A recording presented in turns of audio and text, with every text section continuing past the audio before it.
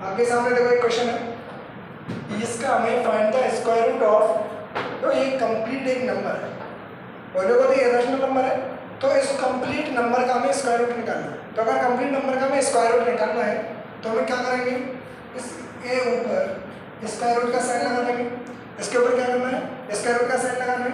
तो square root का sign लगाने के बाद में क्या करना है, कल हमने जो क्वेश्चन करे थे इससे पहली वीडियो में जब हमने स्क्वायर रूट निकाले थे छोटे नंबर्स थे, उनके अंदर हमने क्या किया था, जो स्क्वायर रूट के अंदर जो नंबर दिया हुआ है उसके हमने प्राइम फैक्टराइजेशन करे थे, और प्राइम फैक्टराइज करने के बाद में उसके अंदर से हमने 2 निकाला था। सेम प्रोसेस हमें इसमें करनी है, कोई दिक्कत वाली बात है नहीं है, हर एक क्वेश्चन में करते हुए जाना है। देखो 10 को हम 10 लिख देंगे, कोई दिक्कत ही नहीं है यहाँ पे। देखो 64 को दोबारा देखना, सॉरी 24, ये जो 3 नंबर है तीनों अंडर रूट के अंदर से हमें क्या निकालने के लिए क्या आना है, 2 बाहर लेके आना है। और अंडर रूट के अंदर से 2 बाहर कब आता है, जब अंडर रूट के अंदर क्या हो, 4 हो।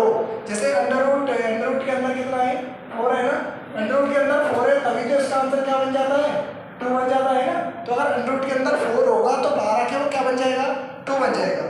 तो मैं अगर यहाँ पर ऐसे लिख दूँ तो कोई दिक्कत तो नहीं है। 4 × 6 क्यों नहीं है पता है, क्योंकि मुझे 4 को तो बाहर लेके आना है ना। एचसीएम में इसको कैसे लिख सकता हूँ देखना, 40 को 4 × 10 और अंडर 60 को ऐसे लिख सकते हैं 6 × 10 6 × 10 तो लिख सकते हैं, लेकिन हमें 4 की टर्म में चाहिए कि 4 को तो बाहर निकालना है ना। अगर मैं ऐसा करूँ 4 × बताओ क्या कर सकते हैं, 15, 4 × 15 कर देंगे तो 60 आ जाएगा। ये हमारे लिए हेल्प कैसे करेगा पता है, पहले इसके ऊपर साइन लगाओ, कंटिन्यू चलता रहेगा ये साइन, तो 10 तो 10 ही रहेगा। देखो अंडर रूट के अंदर से 4 बाहर निकालेंगे 2 बन जाएगा, ये अंडर रूट के अंदर क्या रह जाएगा 6 प्लस इसके अंदर से 2 बाहर आ जाएगा, 4 बाहर आएगा तो 2 बनेगा, अंदर क्या बच जाएगा 10, इसके अंदर से जब 4 बाहर आएगा तो 2 बनेगा, इसके अंदर क्या बच जाएगा 15 बन जाएगा। तो सेम हम साइन तो साथ ही चलता रहेगा। आगे क्या करना है, देखो ध्यान से, यहाँ पर 10 है, हम बेसिकली कर क्या रहे हैं, हम एक आइडेंटिटी बनाने की कोशिश करेंगे। और आइडेंटिटी कौन सी बनाने की कोशिश करेंगे पता है, जो अगर हम अंडर रूट के अंदर एक स्क्वायर वाली टर्म क्रिएट कर दें, अगर हम अंडर रूट के अंदर स्क्वायर वाली टर्म क्रिएट कर देते हैं तो क्या होता है, स्क्वायर से अंडर रूट कट जाएगा, सिंपल हमारा आंसर बच जाएगा, जो कि हम पहले छोटे छोटे क्वेश्चन हमें कर चुके हैं। वही काम हमें यहाँ पे करना है, भले ही बड़ा नंबर आए लेकिन हम क्रिएट क्या करने की कोशिश करेंगे, पूरे नंबर का होल स्क्वायर। अगर स्क्वायर रूट के अंदर होल स्क्वायर क्रिएट हो जाएगा तो होल स्क्वायर से अंदर रूट कट जाएगा, सिंपल नंबर हो जाएगा, वो करना है। तो देखो कोशिश कर रहे हैं 10 प्लस ये कितना है 2 अंडर रूट, इसको मैं 2 × 3 में सॉर्ट आउट कर सकता हूँ। Yes sir. इसको 10 को कैसे लिख सकते हैं हम, 2 × 5, इसको कैसे लिख सकते हैं 2 under root 3 × 5, right. Yes sir. ध्यान से देखना है।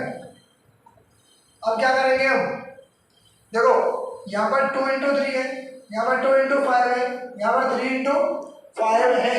इसको और थोड़ा सा विजुअलाइज करें तो आप क्या कर सकते हैं, 10 प्लस, देखो 2 तो है, अंडर रूट के अंदर 2 × 3 है, तो क्या मैं इसको ऐसे लिख सकता हूँ under root 2 × under root 3 plus यहाँ पर भी 2 है, 2 × इसको लिख सकता हूँ under root 2 × under root 5 plus यहाँ पर है 2 × under root 3 × under root 5, right. Yes sir. देखो क्लियर रहा होगा ना स्क्रीन के अंदर, ठीक है। देखो मैं और दोबारा कोशिश कर रहे हैं, थोड़ा सा और विजुअलाइज करें इनको, ध्यान से देखो बिल्कुल समझ आएगा। यहाँ पर लिख रहा है 2 × अंडर रूट 3 × अंडर रूट 3, यहाँ पर अंडर रूट 3 × अंडर रूट 5 और अंडर रूट 3 × अंडर रूट 5। ध्यान से देखेंगे तो एक टर्म बन रही है 2ab 2ac 2ac वाली, और ये एक आइडेंटिटी में आती है, वो आपको बता रखी है। वो कौन सी आइडेंटिटी है याद करो, तो एक आइडेंटिटी हमने पढ़ी थी, कौन सी आइडेंटिटी पढ़ी थी, वो आइडेंटिटी पढ़ी थी हमने a + b + c का होल स्क्वायर, और ये इसका आंसर क्या होता है a² + b² + c² + 2ab + 2bc + 2ac। ये आइडेंटिटी पढ़ी थी ना हमने। इस पूरे का आंसर क्या होता है, पूरे का आंसर होता है a + b + c का होल स्क्वायर। क्या कुछ इस टाइप की टर्म नहीं दिख रही यहाँ पे, 2ab 2bc 2ac, तो क्या कहीं ना कहीं a + b + c का होल स्क्वायर नहीं हो रहा है।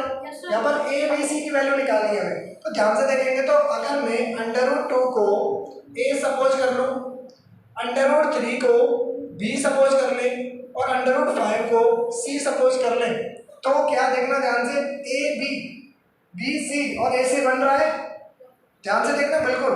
मैं इसको 2+3+5 करके लिख सकता हूँ 10 की जगह पे, कोई दिक्कत तो नहीं है।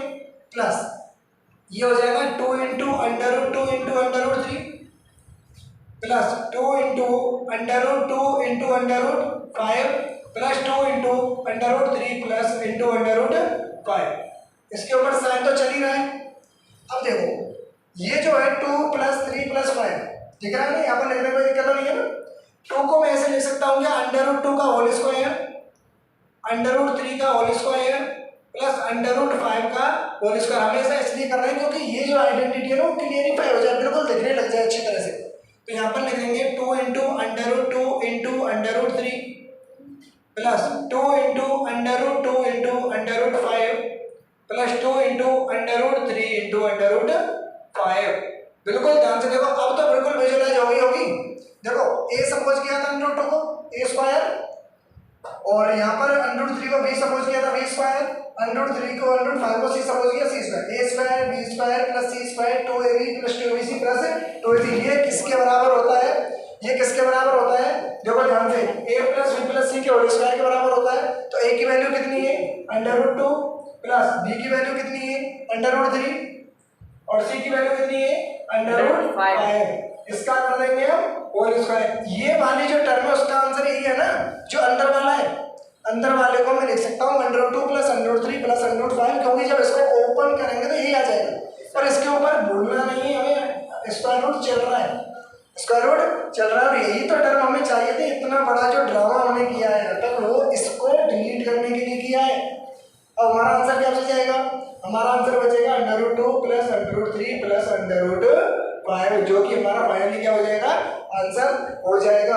a plus b plus c हमारा क्या बच जाएगा, यहाँ पे आंसर बच जाएगा। कोई दिक्कत तो नहीं है, समझ आया। अगर कहीं से कोई टेक्निकल प्रॉब्लम है तो उसको तुम क्या कर सकते हो, दोबारा इस वीडियो को देख सकते हो। और उम्मीद करता हूँ आपकी समझ आ गई हो।